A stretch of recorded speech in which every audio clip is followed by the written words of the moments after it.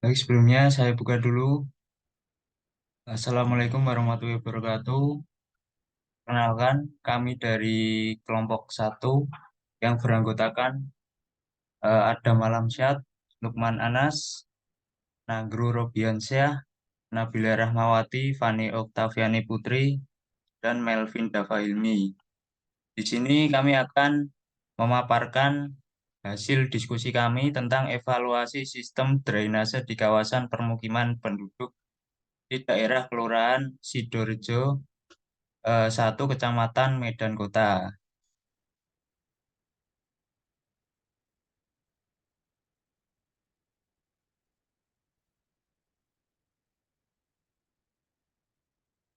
Untuk selanjutnya bisa dipaparkan oleh eh, Nabila.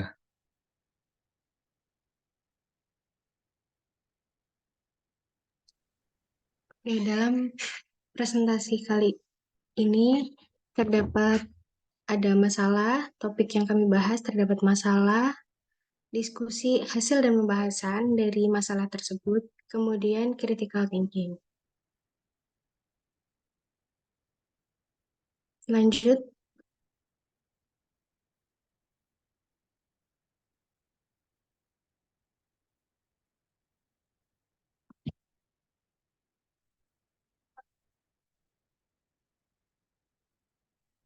masalah kondisi jalan air bersih pada kawasan pemukiman penduduk sering terjadi genangan. Jalan tersebut merupakan jalan yang sering dilalui oleh warga. Tentunya genangan ini membuat aktivitas masyarakat daerah tersebut menjadi terhambat. Seperti pada gambar, itu terdapat di Kelurahan Sidoarjo 1, Kecamatan Medan Kota. Salah satu penyebab dari genangan tersebut ialah kondisi saluran drainase yang keadaannya tidak baik dan kurang terawat, serta sudah tidak mampu menampung air hujan, sehingga air itu meluap dan terjadi genangan. Dalam hal ini, eh, paper yang kami dapatkan itu penulis mengevaluasi apakah saluran yang ada pada daerah tersebut layak dan kapasitasnya masih mampu menampung debit air rencana.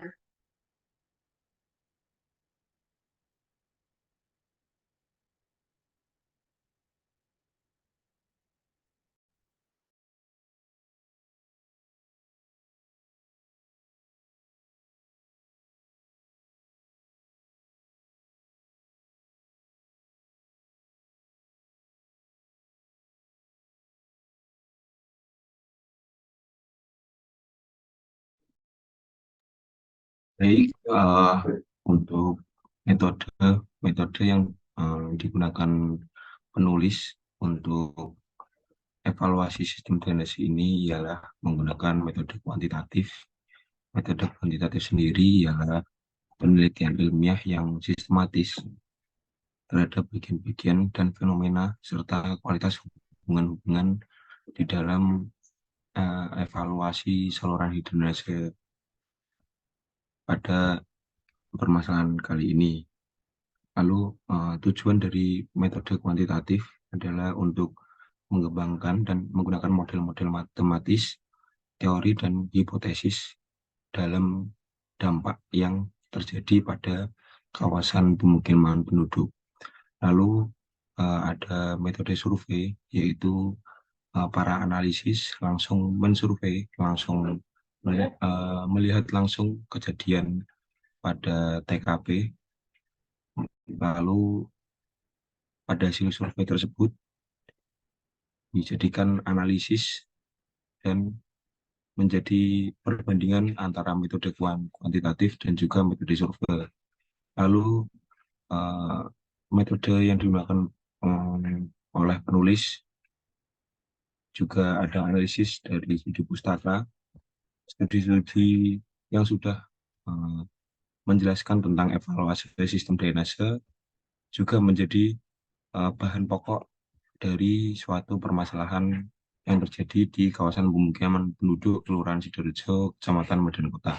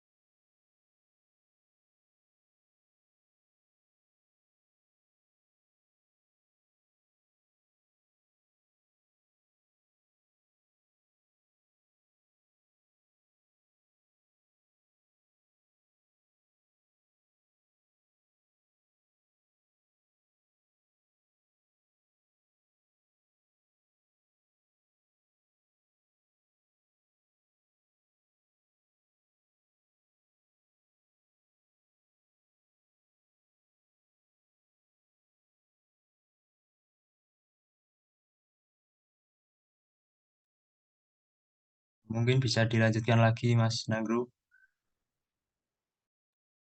Lalu pada lokasi studi jalan air bersih terdapat peta peta peta situasi pada daerah tersebut. Pada daerah tersebut terlihat banyaknya atau padatnya pemukiman penduduk di daerah Kelurahan Sidoarjo yang mengakibatkan pasti saluran sistem drainase tersebut semakin mengecil jika adanya atau padatnya pemukiman penduduk. Lalu juga terjadi permasalahan-permasalahan pada sistem drainase dikarenakan permasalahan dari masyarakat itu sendiri. Tentunya dari genangan itu juga terjadi kerusakan pada jalan lokasi dan juga terjadi banjir pada lokasi yang disebabkan karena kelalaian masyarakat terhadap sampah dan juga kebersihan pada lokasi tersebut.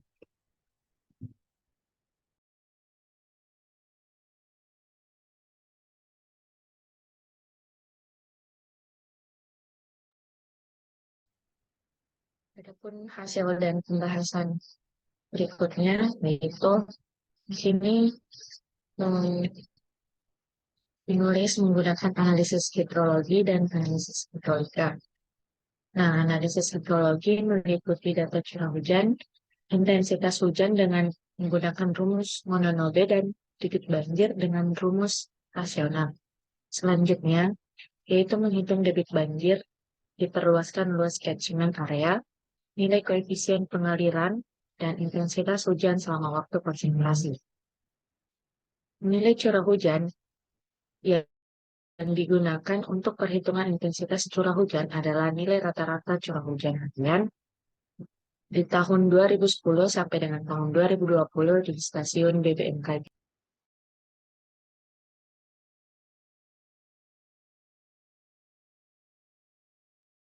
Berdasarkan hasil analisis yang telah dilakukan, sistem drainase di kawasan pemukiman penduduk di Jalan Air Bersih, Kelurahan Siti Rejo 1, Kecamatan Medan Kota dapat ditarik kesimpulan sebagai berikut.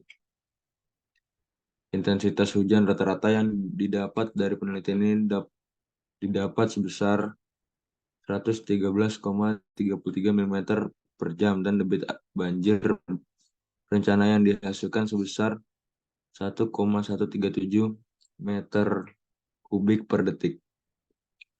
Besarnya debit air hujan yang dihasilkan pada saluran adalah 0,222 meter kubik per detik. Hasil dari saluran perencanaan drainase adalah 1,674 meter kubik per detik. Untuk daerah penampang saluran 1 dan 2,253 meter untuk daerah penampang saluran 1 dan 2,253 meter per detik. Untuk daerah penampang saluran 2.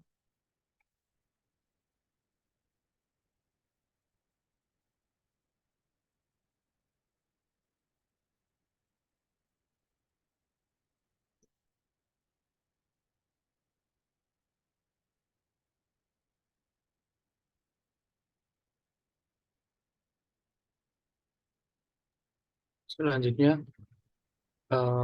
tiga penyebab saluran tidak berfungsi dengan baik. Yang pertama, saluran yang mampet karena sampah maupun sedimen. Perlu dilakukan pembersihan agar saluran tersebut dapat mengalirkan air saat terjadi banjir dengan maksimal.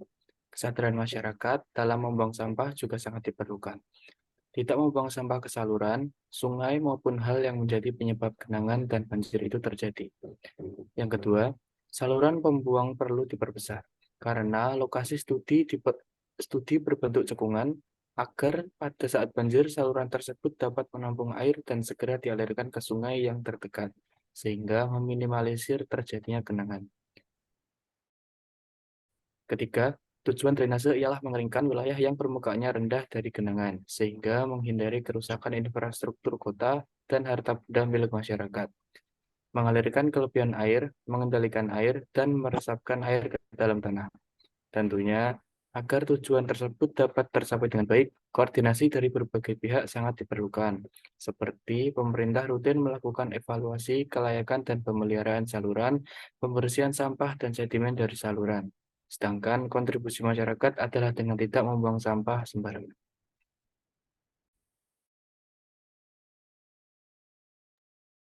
Baik, terima kasih. Mungkin itu paparan diskusi dari kelompok kami. Semoga dapat bermanfaat untuk ke depannya. Kami mohon maaf bila ada salah kata. Terima kasih. Wassalamualaikum warahmatullahi wabarakatuh.